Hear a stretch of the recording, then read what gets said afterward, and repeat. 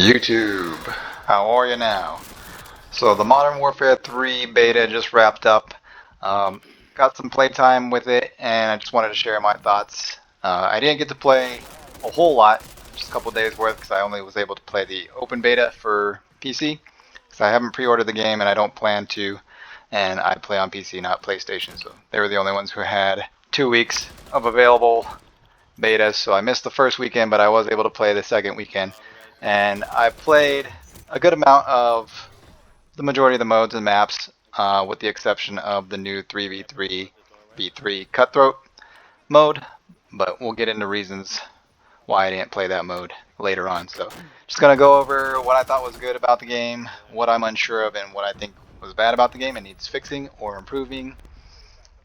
Obviously these are just my opinions. You may have different opinions, and that's perfectly fine, but this is just my thoughts after playing the game. So in the good section, I would say the gunplay is pretty good. So the guns look good, they feel good to shoot, they sound good. Overall, the gunplay was pretty satisfying. The movement is decent as well. It's definitely an improvement over Modern Warfare 2. I didn't play a whole lot of Modern Warfare 2 for a lot of reasons, but the movement in Modern Warfare 2 was definitely a lot slower, a lot more penalties for moving around the map, for jump shotting, all kinds of stuff. So movement in this game is a lot more freeing, so you have a lot more options for like dolphin diving, sliding, wall shooting, jump shotting without major penalties to the movement. So definitely an improvement over Modern Warfare 2, definitely a return to more traditional Call of Duty. So some players may not like that if you're a fan of Modern Warfare 2 versus a lot of the other Call of Duty games. You may not like that, but I personally prefer better movement. Allows you to have more freedom and control of your player versus feeling like a brick. Can't really move around, can't really make big plays, that kind of stuff. So movement is definitely a plus. The return to the classic minimap, that's a good thing as well. So Modern Warfare 2, they changed the way the minimap works. So it used to be if you fire a suppressed weapon, your dot does not show up on the minimap, whereas if you fire an unsuppressed weapon, it does show on the minimap. So Modern Warfare 2 changed that, where you just don't show up on the minimap at all, other than UAVs, which basically negated the purpose of suppressors. So the classic minimap has returned where firing an unsuppressed weapon will show you on the minimap, whereas having a suppressor will keep you off the minimap when you're shooting. Definitely a plus there, makes suppressors viable again and actually serve a purpose there. It also penalizes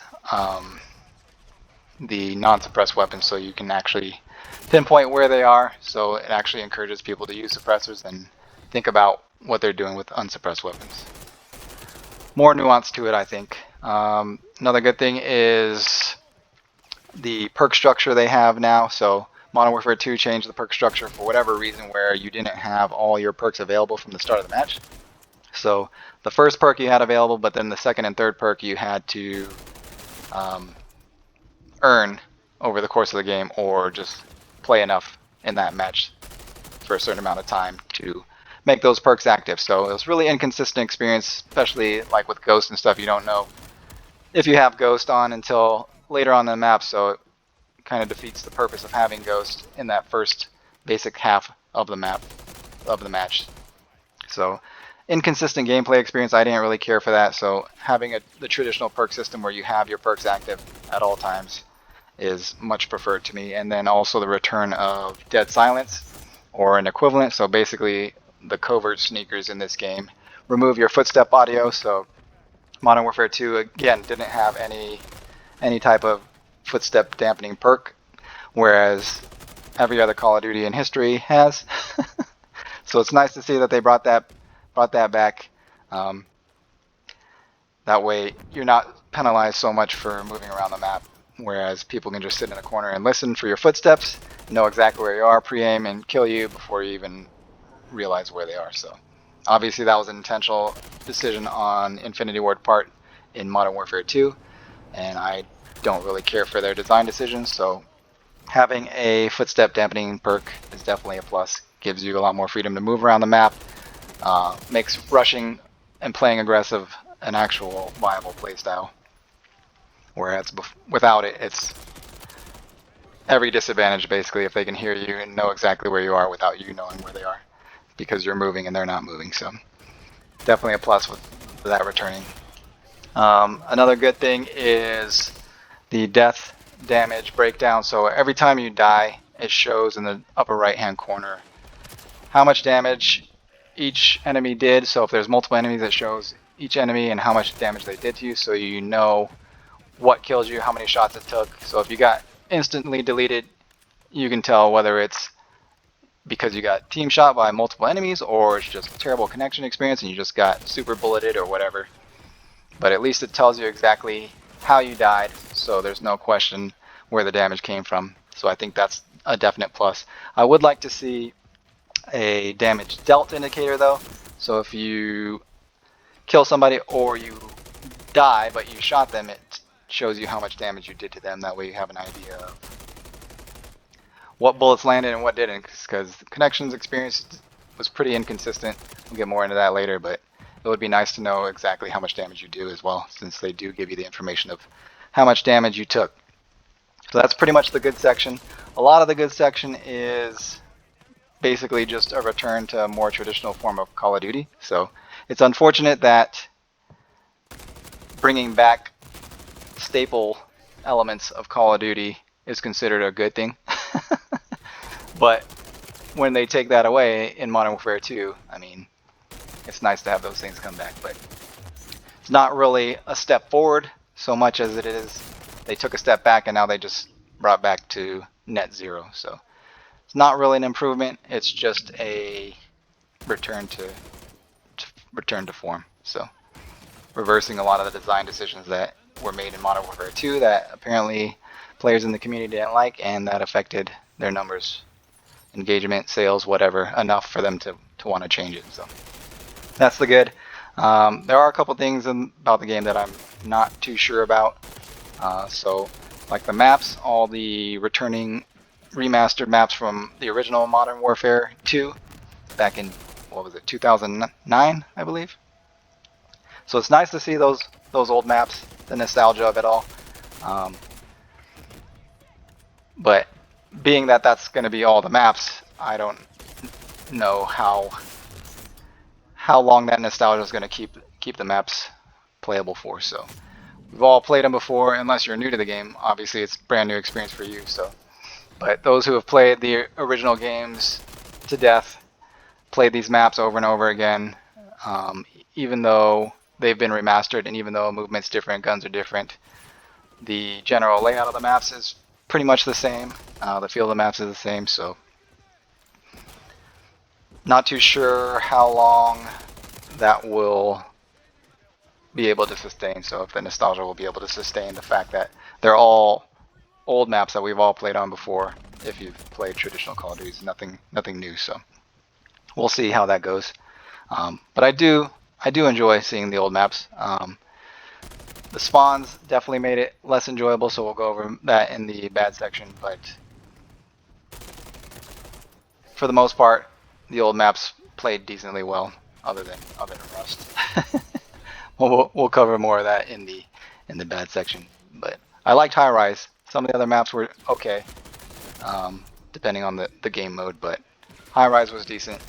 Rust was probably my least favorite, and the other ones were mid-tier, depending on the game mode. So another thing I'm unsure about is the 150 health. So it used to be 100 health, now it's 150. Time to kill is a little bit slower. The shots to kill takes a little bit more shots to kill.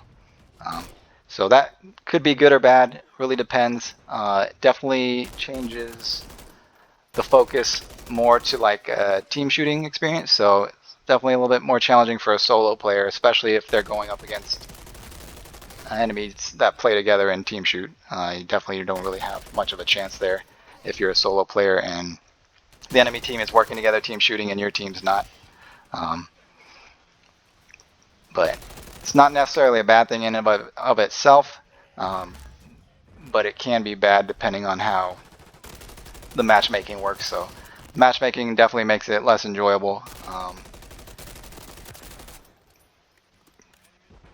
because if you're on a team that doesn't work together, playing against teams that do work together, you're gonna have a hard time. So if the other team's always team shooting and your team's not team shooting, you're gonna be at a significant disadvantage, and that was pretty much the case for me throughout the beta. But we'll cover more of that in the bad section.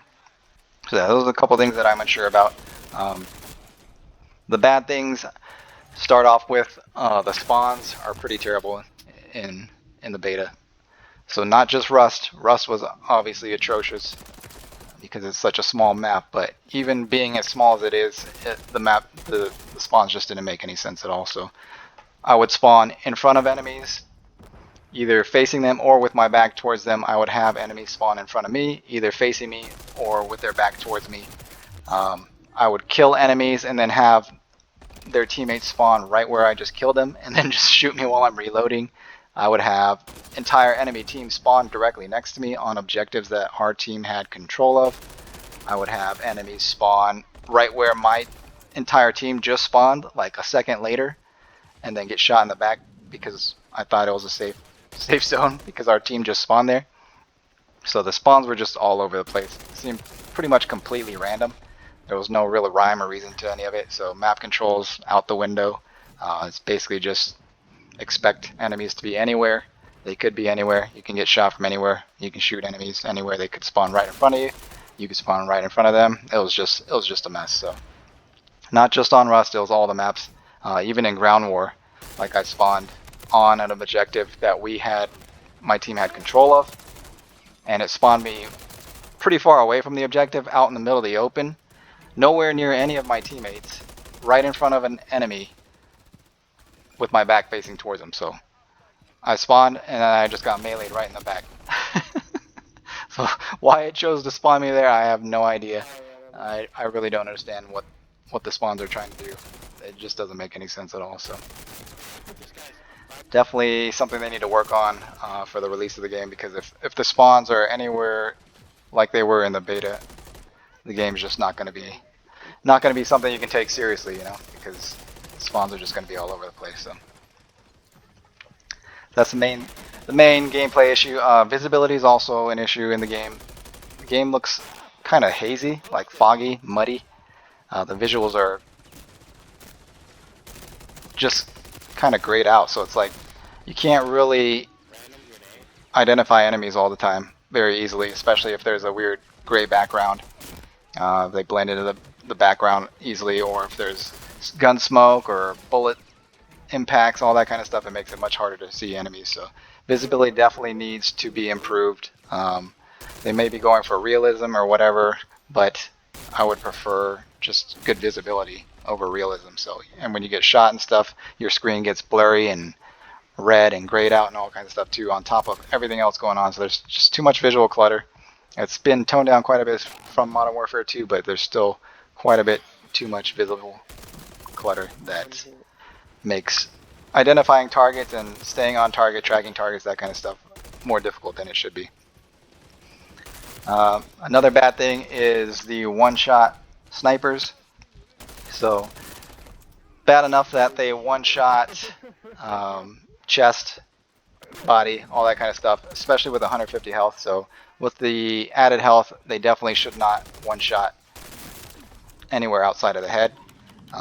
But they're also semi-auto as well, so it's just doesn't make any sense why they're one-shot to a lot of points in the body and semi-auto at the same time, when they've increased the time to kill for every other weapon and increased the damage potential and kill potential of snipers significantly. So Ground War was basically just snipers posted up literally everywhere, just trying to snipe you. So if you step out in the open, you basically get shot from every different angle by a bunch of different snipers trying to one-shot you to anywhere in the body, basically. So definitely need to tone that down.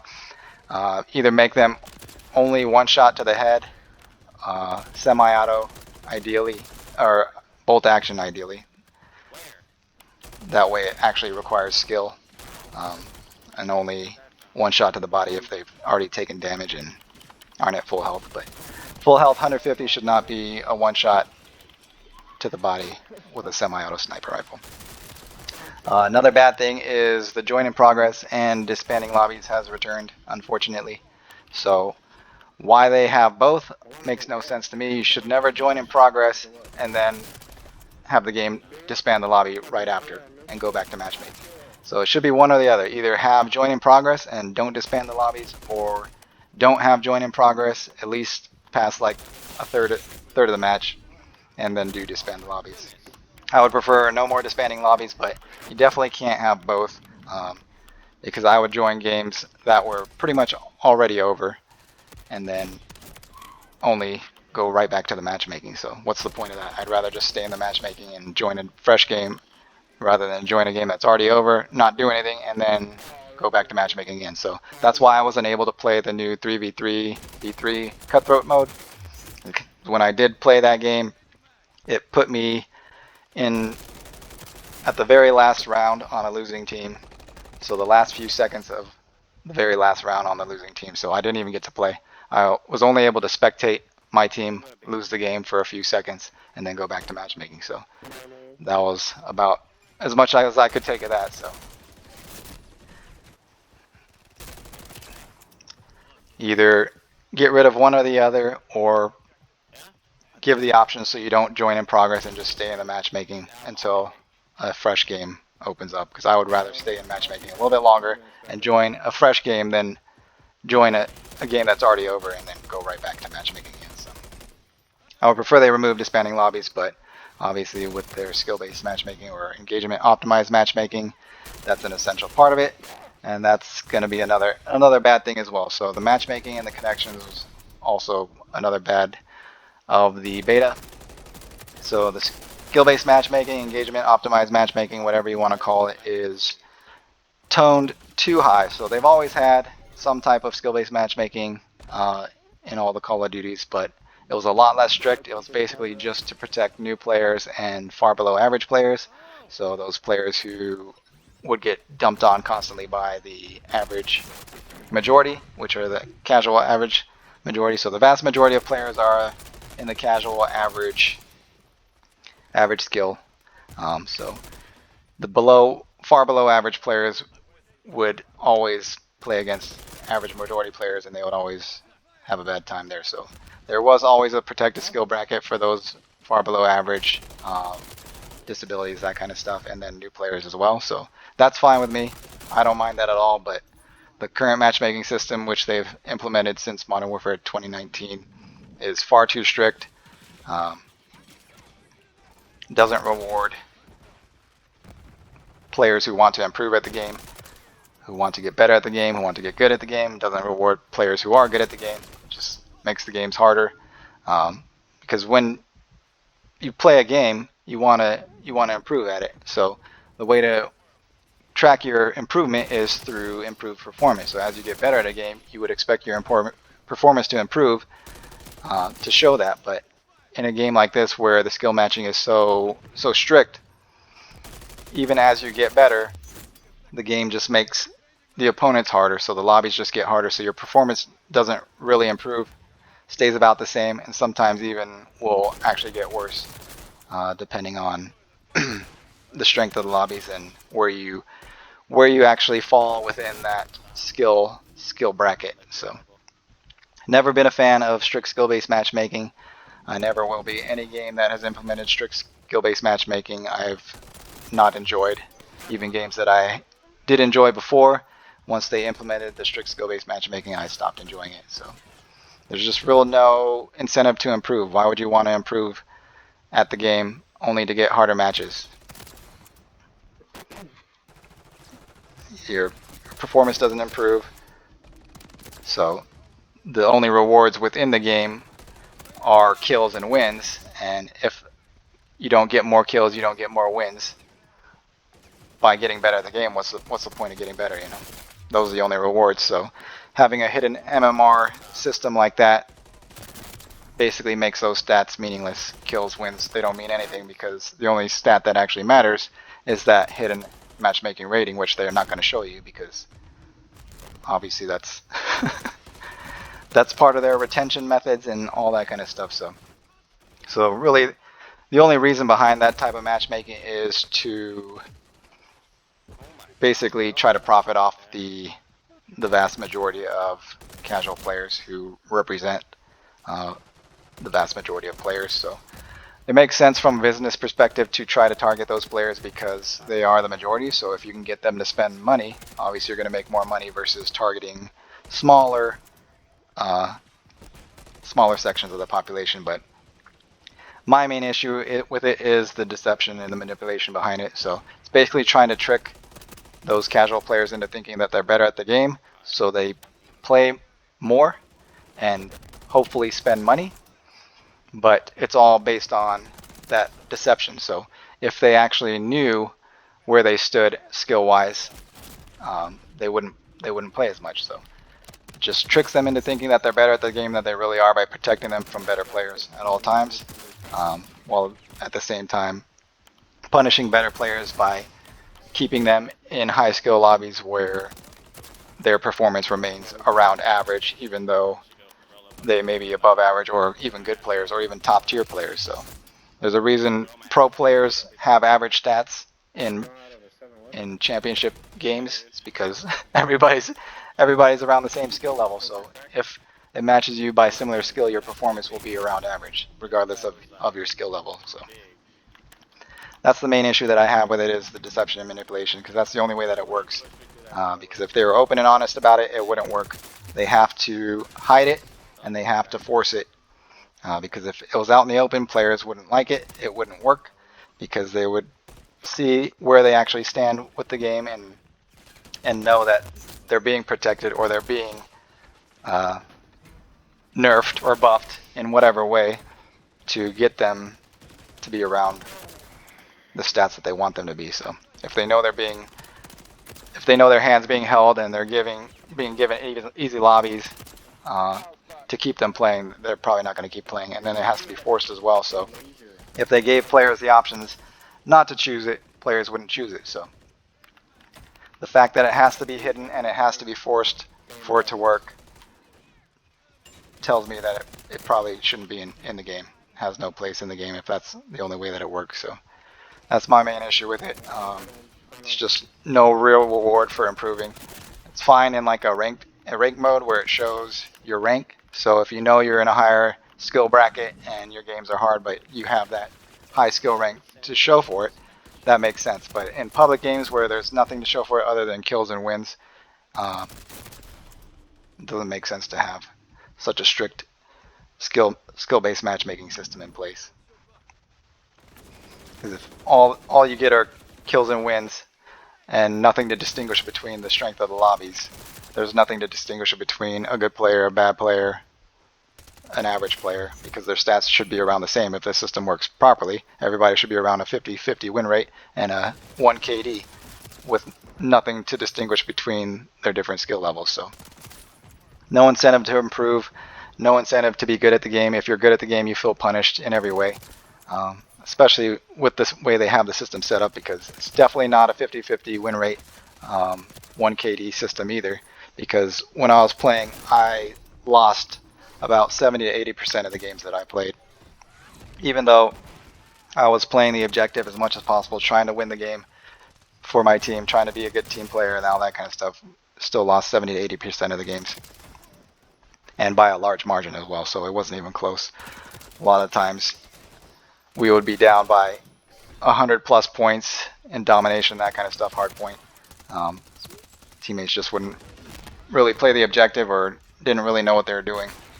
Whereas the enemy team usually played pretty well together and knew what they were doing, controlled the objectives pretty well. Team shot, played together as a team. Whereas my teammates would usually either run away from a fight or wait for cleanup, so they wouldn't actually help in the fight. They would wait until the fight's almost over and then jump in and try to get quick cleanup. So it's another problem with the 150 health. It rewards that more passive steal killing, third partying, cleanup style of play. So obviously you should be able to get your 150 health kills if you do enough damage, but if you're not able to do enough damage, you get somebody one shot, all your teammate has to do is wait until the fight's over and then come in and get one shot in and then get the kill. So it wouldn't be so bad if they actually tried to help you, but there are a lot of players, especially in the lobbies that I was playing in, that I was noticing they wouldn't actually risk anything to come help you, but they would come out once the fight was either over or almost over and try to get that kill, either try to steal the kill from you or just try to get the easy cleanup without actually risking and helping you team shoot them. Whereas if they just helped you team shoot, you would have won that fight easily, and either one of you would have got the kill, and that would have been fine. But the fact that it promotes that third-partying cleanup type playstyle, I'm not really a fan of. So.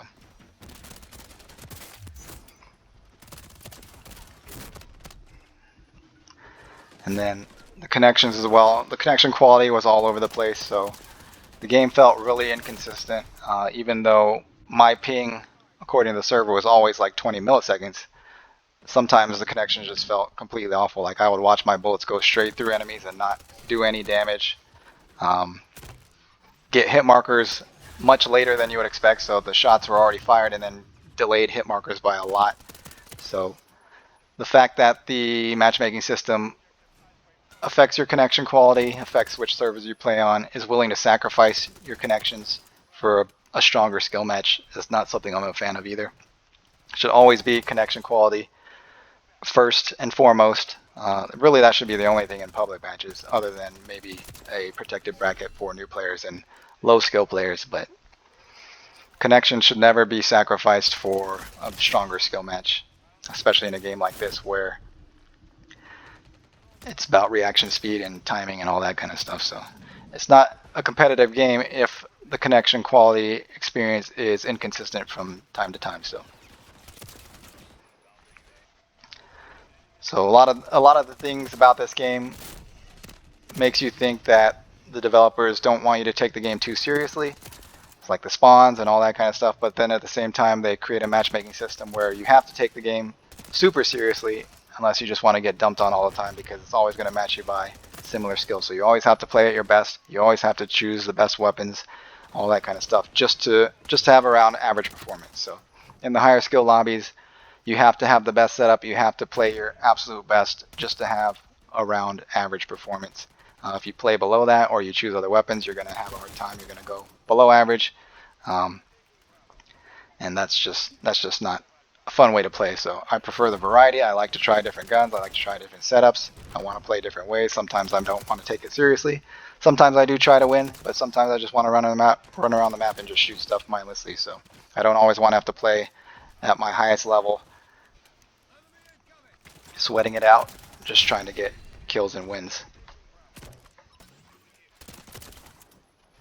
But unfortunately, I don't think that's going to be changing anytime soon. It is about optimization, engagement optimized. So I'm sure it's making them money by targeting those casuals, by focusing on improving their experience, since they are the vast majority, but it comes at a cost of greatly decreasing the experience for anybody else who's decent at the game. So it's unfortunate, and it's based on deception and manipulation. So honestly, it shouldn't be allowed. It shouldn't be allowed because the cheating problem as well compounds the issues, because the vast majority of cheaters are going to have above average stats. Even if they're not very good at the game, the fact that they have cheats is going to make their performance be above average. So they're going to be grouped into those above average lobbies all the time. So that may protect the average majority, so they'll never have to deal with cheaters, but then at the same time, above average players are going to have to deal with them all the time. So instead of average players having to deal with cheaters every now and then, above average players have to deal with cheaters all the time, literally all the time, because they're always going to be in those above average lobbies. So that's completely sectioned off from the average majority and just always with the above average. So I don't know anybody who would want to volunteer for that. I definitely don't want to volunteer for that. I don't want to be in lobbies with cheaters all the time. I just want to play with the vast majority like everybody else and have the same experience, because that's really the only way that this game makes sense, is if everybody has the same starting baseline. So if everybody's starting baseline is different, and there's nothing to distinguish between it. It's a totally different game for everybody. But yeah, those are my thoughts. Thanks for watching. I'll see you guys in the next one. Peace.